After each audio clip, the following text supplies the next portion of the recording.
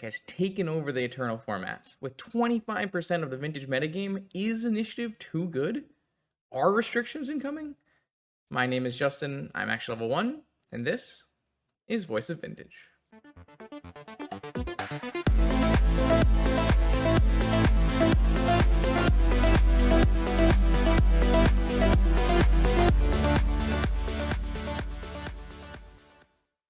Welcome back, Vintage gamers, to a new series of content where I address various talking points inside the Vintage community. I'm looking to make 10-minute, semi-scripted videos just addressing whatever I really am interested in right now in Vintage. So I expect this series to only air like on an as-needed basis, and I probably will put the videos out on the off days of Sunday, Tuesday, or Thursday. So let's talk about the elephant, or maybe the orc in the room, Mono White Initiative. This is a new take on the Stompy style archetype that is now just taking over both Legacy and Vintage in terms of metagame share and win rate. Currently, it boasts the highest metagame share of any deck in both formats. It utilizes the Commander mechanic Initiative. This significantly increases the clock of aggro decks while also giving them additional value against removal. The dungeon will keep churning while you have the creature already removed. Why mulliganing? This deck can mulligan to Moxen and other fast mana, giving you the ability to play a 2, 3, or even a 4-drop creature on turn 1. Specifically, playing a turn 1 Archon of Emiria off Cavern of Souls is like a devastating blow to most of the blue combo decks in the format that don't really have the tools in their current builds to handle it. Following that Archon up with one of the initiative creatures like White Plume Adventurer or Seasoned Dungeoneer significantly increases the clock that was previously probably too weak to be a real serious Vintage deck. The 2/3 flyer now gets to be forge onto a 2/5 flyer, or 4/5 flyer, I guess I should say. And this kind of uncounterable turn 1 hate piece into initiative results in a really strong game plan that exploits the current builds of blue combo, which typically use Force of Will instead of playing removal to counteract different kind of hate pieces. When I talk about decks, I want to talk about their strengths from a couple different angles and a couple different data points. I'd like to talk about what's the deck's win rate, what's the deck's meta share. I'm going to talk about something like the raw power level of the deck and what kind of counterplay exists for that kind of deck. Win rate and meta share, those can be analyzed via data, while counterplay and power level are more, subjective, based on prior and current format knowledge, and just practice playing the matches. How does these things feel? Since the initiative cards were added onto Magic Online in December of 2022, I have 10 challenges and 1 RCQ worth of data, so not a lot, but at least we can start seeing some trends. So currently, the Mono White deck boasts a 22% Vintage metagame share since its creation from December to today's filming of this video at 1/12/2023. The week-to-week meta share has only risen. So it started at 11%, went to 18 to 20, and even last week was 27% of the meta share. In terms of total meta share, these kind of numbers are not unusual. 27% is pretty high. But it's not unusual. One of the thing I'm going to reference a lot is going to be Grixis Breach / Tinker at the end of 2022. There are definitely times where the most popular archetype in Vintage is a 15 to 20% metagame share, and Grixis Breach / Tinker definitely hit those numbers back in, I think it was maybe August or September of 2022. And I'm kind of just growing pretty wary of the idea of MTGO meta share data, because from what I can tell, looking at the trends across all of Magic Online's formats, is the most featured deck that's published in the most data dumps from MTG will become the first featured deck on MTG Goldfish, and I find that the decks that is featured there gain a significant meta share boost, and I would hypothesize this is because it's easy access to a winning list, and you have on Magic Online the ability to just change your entire deck based on the rental service. So in paper, it's very hard to change decks, where online it's very easy to change decks. And it also allows people who are, Magic grinders but not format grinders to enter other formats by just taking a list that they know is going to be worthwhile. And this isn't to, discount high meta percentage, high meta share, but it just makes me more wary of using published meta share in like ban and restriction conversations.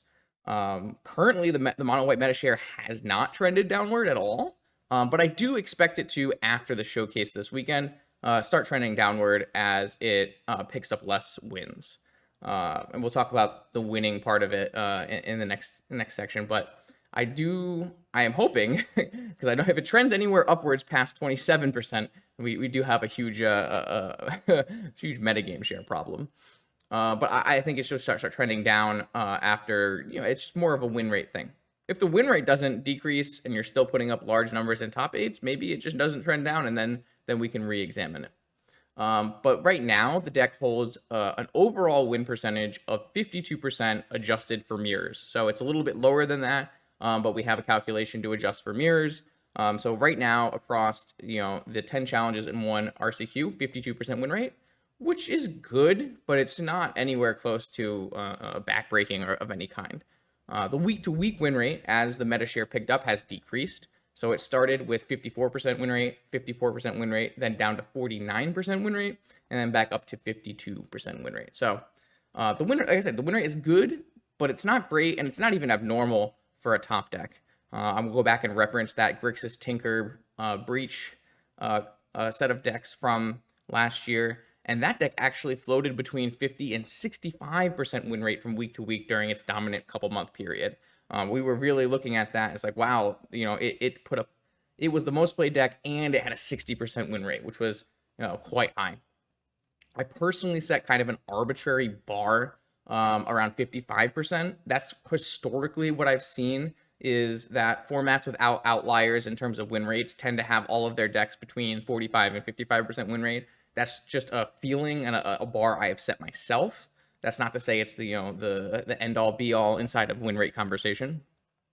But once it goes above 50%, 5%, I typically watch it more closely. So at one point when I was watching Breach, I would separate it out week to week, month to month, and see what the trends in terms of win rate were, and watch to see if it will continue going up past 55%.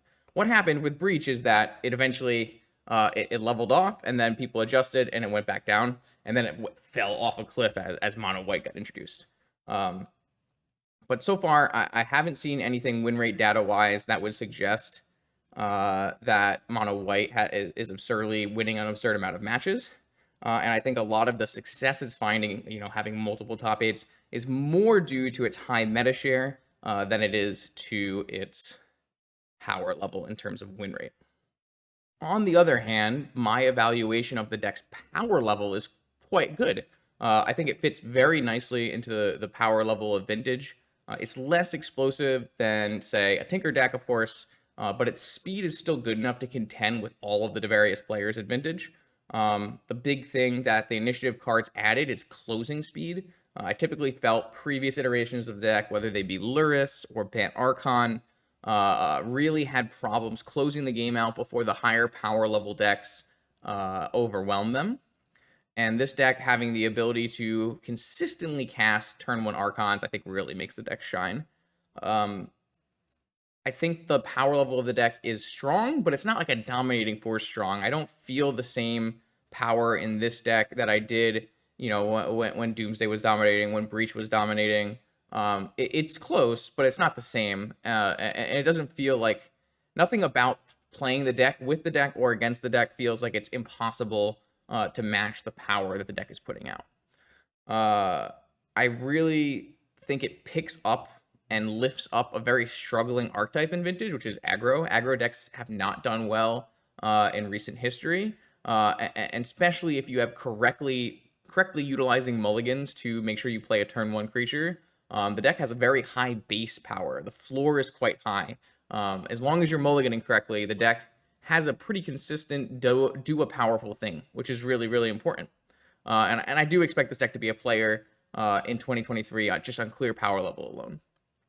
In terms of counterplay, this deck, in my mind, is very easy or reasonable to answer. I think there's an abundant amount of counterplay available to battle against this deck. And simply putting, removal in your deck, it substantially increases your win percentage against it.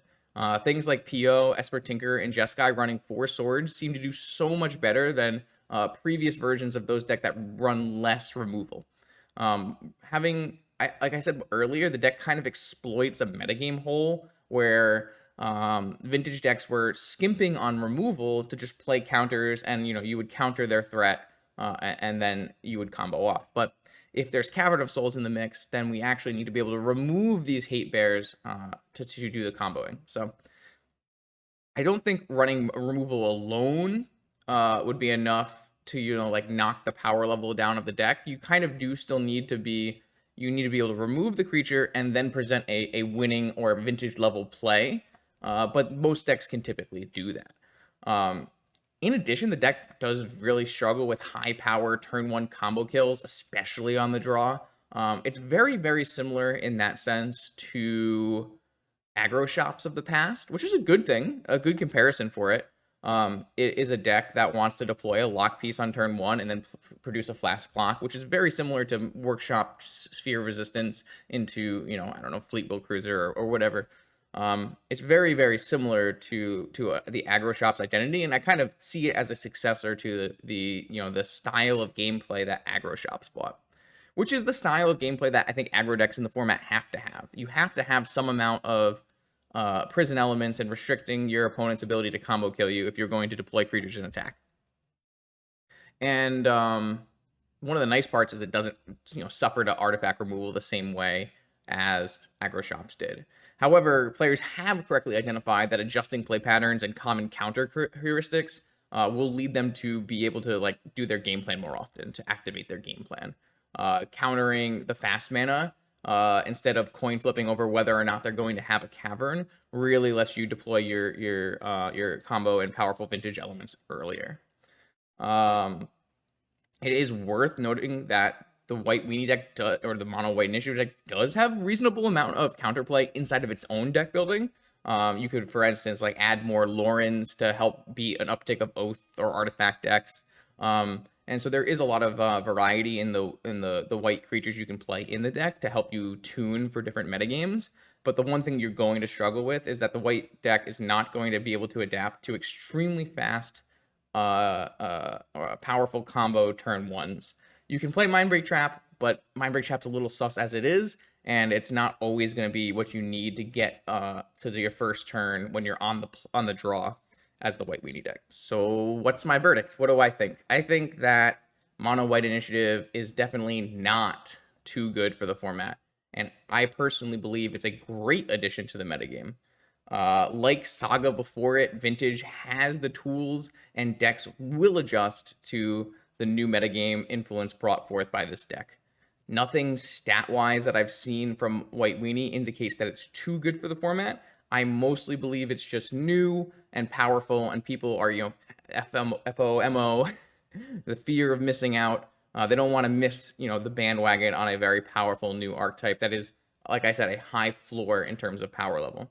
I really like the fact that an aggro deck has the ability to compete in Vintage. It's going to help widen the amount of different players who, different player identities who want to play the format. Before, if an aggro shops player was having a really hard time winning, maybe they wouldn't move to decks of other types. But here they have an aggro choice that is definitely at the power level needed to compete. On a philosophical level, I think it's actually a really good thing in terms of player accessibility.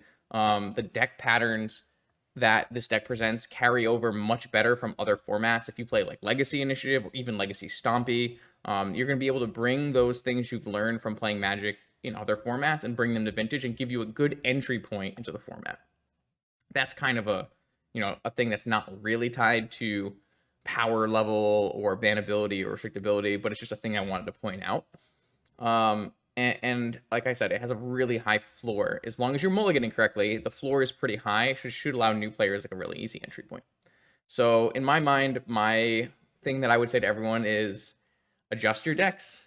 Get those removal spells back in your deck, because mono white is here to stay, and it's certainly going to be winning. Thank you for watching. Make sure that you like, comment, and subscribe if you like this kind of content and want to see it more. Of course, new gameplay videos are always going to be happening Monday, Wednesday, and Friday on 11 a.m. on this channel. I'll see you then.